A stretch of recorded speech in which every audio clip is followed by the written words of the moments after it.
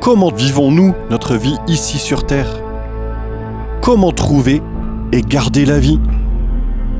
Quelles espérances résistent à la vie ici-bas? Quels sont nos espoirs, nos centres d'intérêt, nos objectifs? Sommes-nous comme étouffés par les soucis de la vie, pris par toutes nos activités et nos engagements? Quelle place donnons-nous à Dieu? Est-ce que nous cherchons Dieu de tout notre cœur? Est-ce que nous voulons lui plaire, lui faire plaisir? Est-ce que nous croyons que avoir Jésus, c'est avoir la vie? Comment voyons-nous la mort? Est-ce que la mort est un tabou? Et après la mort, qu'enseignons-nous à nos enfants? Quel témoignage leur donnons-nous? Et face à la souffrance, quelles pensées nous assaillent?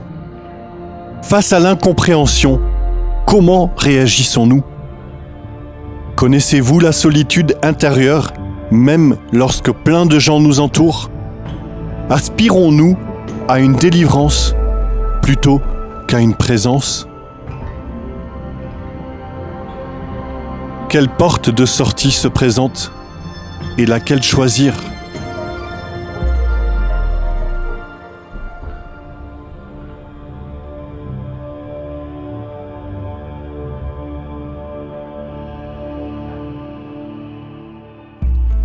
Je conduis en rentrant à la maison. Mes pensées m'assaillent comme dans une prison. Quel espoir ai-je dans cette situation? La mort me semble une réelle solution. J'écoute une chanson qui me parle de toi. Elle parle de te voir, Jésus, ici-bas. Quel qu'en soit le prix, je veux te voir toi. Oh, s'il te plaît, Jésus, révèle-toi.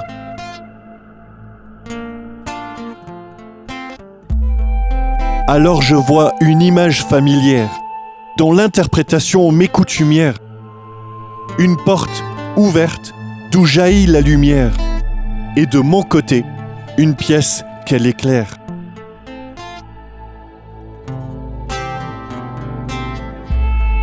La source de la lumière, c'est Jésus-Christ. Car Jésus de l'autre côté resplendit. La pièce ici, c'est l'endroit de ma vie. Et la porte, c'est ma fin dans ce monde-ci.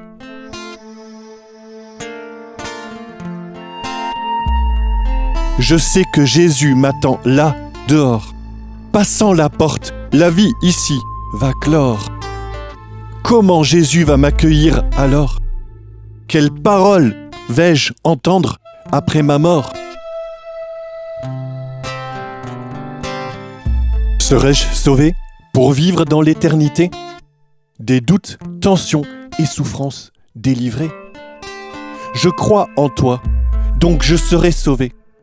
Mais comment serais-je alors éprouvé?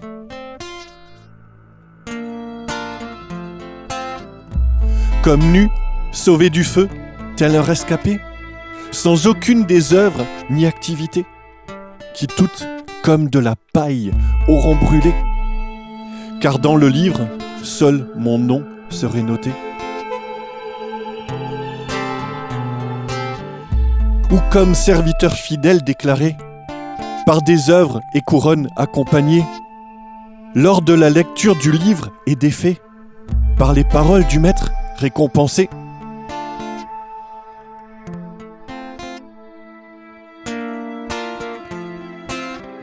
Mais comment y prétendre sans comparer face aux héros de la foi du passé? Mes défaillances connues me font douter de ne jamais pouvoir y accéder.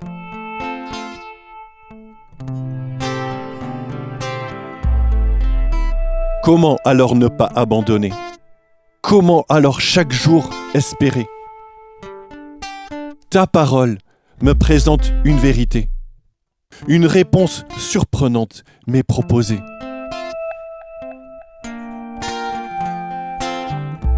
Car toi, Jésus, tu offres ton amitié. C'est un espoir qui est à ma portée. car tu promets de te laisser trouver par ceux qui de tout cœur vont te chercher.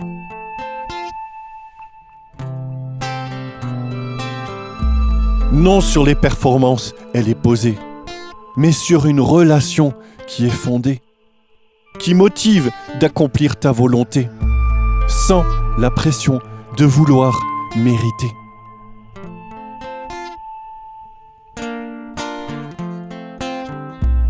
Le sens de cette image m'est coutumier. De la vie ici-bas, elle est le reflet. Et moi, je cherche surtout ton amitié. Alors pourquoi cette vision est donnée ?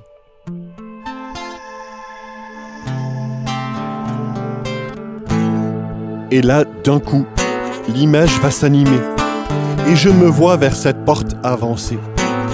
Lentement, la porte va se rapprocher, comme un zoom dans un film qui est tourné.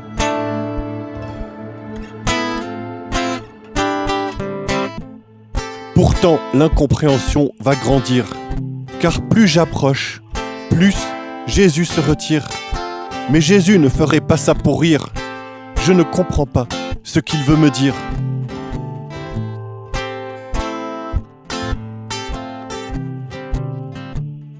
Le voir, c'est ce que j'avais demandé.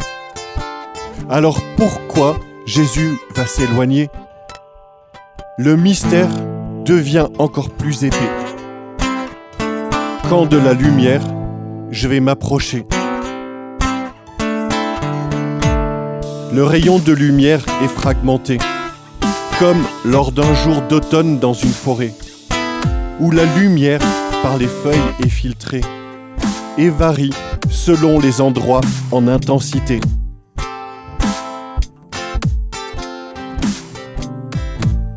Puis la frange de la lumière, je vais effleurer.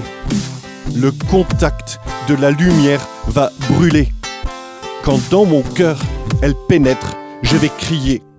C'est une puissance terrible qui m'a touché. Je sais pourquoi Jésus s'est reculé. Plus de lumière m'aurait désintégré. Pourquoi s'est-elle dans la terre enfoncée ? Jusqu'au centre de la terre est-elle allée ?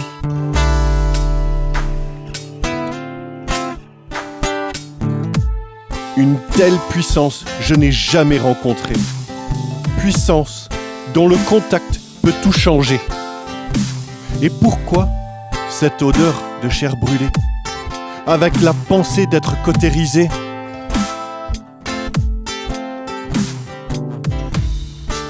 Et la vision s'est alors arrêtée. Et dans le présent, je suis retourné. Oui, je sais que quelque chose a changé. Et plein de questions remplissent mes pensées.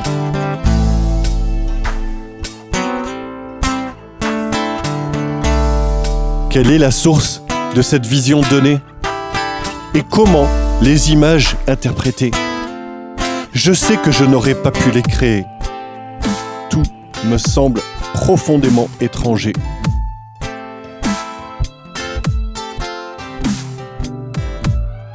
Quelques jours plus tard, je reçois une clé. Quand chez le médecin je me trouvais, tout sommeil et repos m'avaient quitté, dans un contexte de souffrance aiguisée.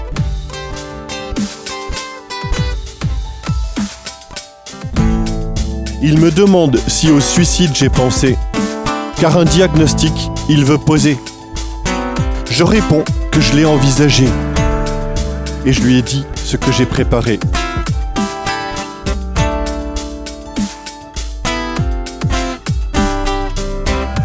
Mais ces idées ont quitté mes pensées.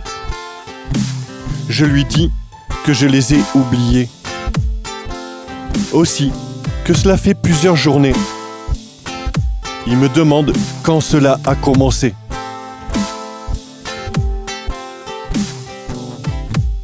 Je réfléchis et lui ai raconté. Depuis que Dieu une vision m'a donnée, que Jésus est celui qui m'a touché, que Christ est venu ma vie transformer. car de la mort, j'ai été délivré, qui comme une solution se présentait, et toutes les pensées voulaient obséder.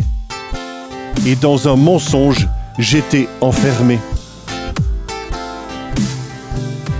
Car celui qui est la vie m'a touché, et c'est Jésus qui m'a cautérisé. De la mort, tout pouvoir, il a brûlé. Dans cette rencontre, il a tout opéré. De sa puissance, il m'a juste effleuré. Plus de puissance m'aurait désintégré, ou dans un autre corps m'aurait transformé. En tout cas, la mesure était dosée.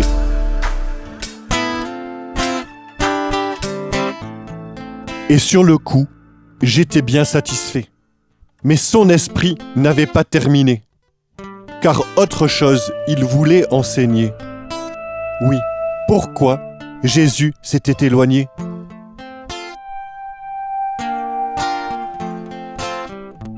Des mois après, la mort revient en pensée. Dans une tension, la fin j'ai souhaité. Mais le Saint-Esprit m'a interpellé, et une pensée très claire s'est imposée.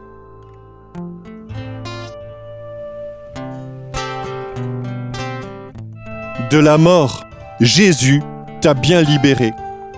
Alors jamais va la désirer, car elle viendrait pour te dominer. Avec une racine, elle repousserait.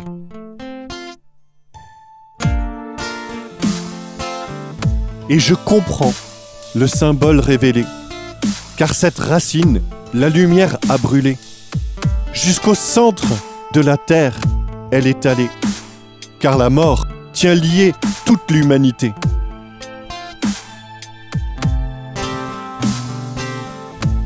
Voici pourquoi l'odeur de chair brûlée, avec la pensée d'être cautérisé. C'est vrai que j'étais vraiment délivré. La mort ne présentait plus d'intérêt.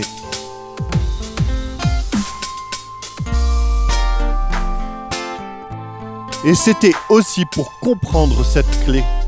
Oui, pourquoi Jésus s'était éloigné. Car la mort, comme une porte, se présentait. Ainsi cette porte de Jésus me détournait. Cette porte de sortie m'agrippait pour me lier, pour me faire comprendre. Il s'est éloigné, car cette porte ne doit qu'être traversée, et mes désirs devaient être recentrés. La vie, c'est Jésus qui l'a révélée. C'est Jésus que je voulais désirer. C'est Jésus dont je voulais l'amitié. Et non de porte de sortie, être trompé. Car Jésus, ici, veut m'accompagner. Et maintenant, il veut se révéler. Mes blessures et mes brèches, il veut combler. Même dans la souffrance, il peut apaiser. Maintenant, tout le sens était donné. Aucune image dans le flou ne restait. La vision pouvait être communiquée pour encourager et pour exhorter.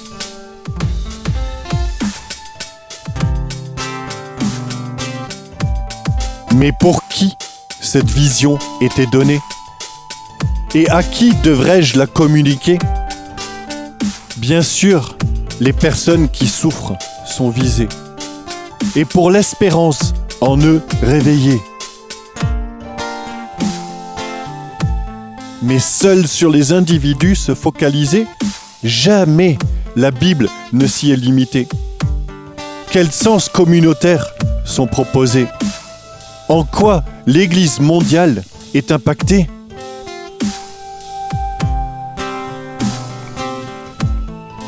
Entendre ce qui semble venir du passé.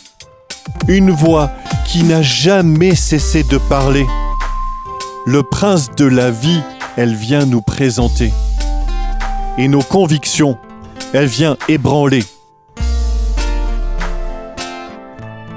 toute pensée de nos mérites enlevés, d'une culture de performance libérée et sur la relation nous recentrer, dans un repos plus profond nous ancrer. Les fausses portes, aider à discerner, et sur Jésus-Christ nous recentrer, lui qui seul peut nous sauver, qui seul notre vie va évaluer. Les autres visions reçues sont-elles liées? Et quel sens pour l'Église persécutée, puisque ce fil conducteur est donné pour ces visions tissées, interprétées? Quel piège que la mort comme porte désirée! Avertir nos frères de ce grand danger, menaçant de Jésus les décentrer, de la vraie espérance les aveugler. Un message pour toutes nos communautés, pour nous pousser à chercher l'amitié de Jésus-Christ, ne jamais se détourner, recevoir la vie et s'y accrocher. Finalement, Dieu n'a jamais changé. Il n'a jamais cessé de nous parler. Par sa parole écrite et révélée, et des visions contextualisées. Son visage resplendit comme le soleil, et ses vêtements devinrent blancs comme la lumière. Son visage était comme le soleil lorsqu'il brille dans sa force. De même, quand vous verrez toutes ces choses, sachez que le Fils de l'homme est proche à la porte. Veillez à ce que nul ne se prive de la grâce de Dieu, à ce qu'aucune racine d'amertume poussant des rejetons ne produise du trouble et que plusieurs n'en soient infectés. L'affection de la chair, c'est la mort, tandis que l'affection de l'esprit, c'est la vie et la paix. Voici, le juge est à la porte. Or, si quelqu'un bâtit sur ce fondement avec de l'or, de l'argent, des pierres précieuses, du bois, du foin, du chaume, l'œuvre de chacun sera manifestée. Car le jour la fera connaître, parce qu'elle se révélera dans le feu, et le feu éprouvera ce qu'est l'œuvre de chacun. Si l'œuvre bâtie par quelqu'un sur le fondement subsiste, il recevra une récompense. Si l'œuvre de quelqu'un est consumée, il perdra sa récompense. Pour lui, il sera sauvé, mais comme au travers du feu.